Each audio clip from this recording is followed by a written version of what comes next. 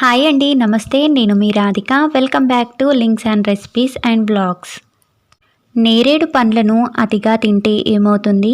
అలాగే ఏ వ్యాధులు ఉన్నవారు ఈ పండును తినకూడదు? గర్భవతులు ఈ పండ్లను తినవచ్చా అనేది ఇప్పుడు ఈ వీడియోలో తెలుసుకుందాం. నేరేడు పండులో చాలా రకాల విటమిన్స్, ప్రోటీన్స్ ఉంటాయి. డయేరియా, మధుమేహ వ్యాధిని తగ్గిస్తుందని మనము ఇంతకుముందు వీడియోలోనే తెలుసుకున్నాము.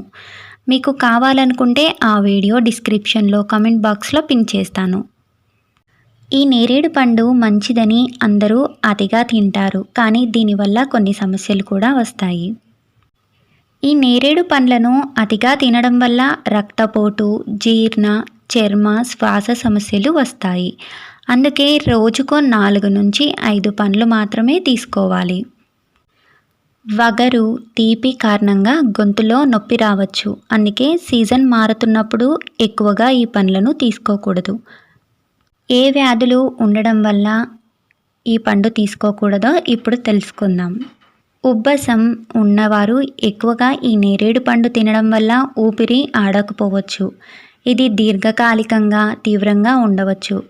కొంతమందిలో ఈ నేరేడు పండు వల్ల అలర్జీ రావచ్చు. అలాంటి వారు వైద్యున్ని సంప్రదించి తినడం మంచిది.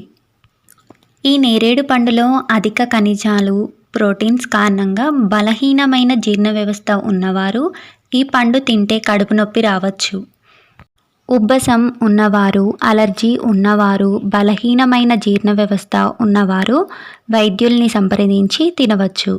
ఇక గర్భవతుల విషయానికి వస్తే ఈ పండు తినవచ్చు. అందరూ ఈ పండు నల్లగా ఉండడం వల్ల బేబీ బ్లాక్గా పుడతారు అనే అపనమ్మకం కలిగి ఉంటారు. ఇందులో యాంటీ ఆక్సిడెంట్స్, ఖనిజాలు, విటమిన్స్ ఉండడం వల్ల గర్భవతులు తింటే మలబద్ధకం లాంటి సమస్యల నుండి ఉపశమనం కలుగుతుంది. ఇందులో విటమిన్ ఏ, సి ఉంటాయి కాబట్టి తల్లితో పాటు పిల్లలకు కూడా చాలా మంచిది. కాబట్టి గర్భవతులు 2 నుంచి 4 పండ్లు రోజుకు తీసుకోవచ్చు. అలర్జీ ఉన్నవారు, ఇంకేదైనా సమస్యతో బాధపడుతున్నవారు గైనకాలజిస్ట్ను కలిసి అడ్వైస్ తీసుకొని తినవచ్చు.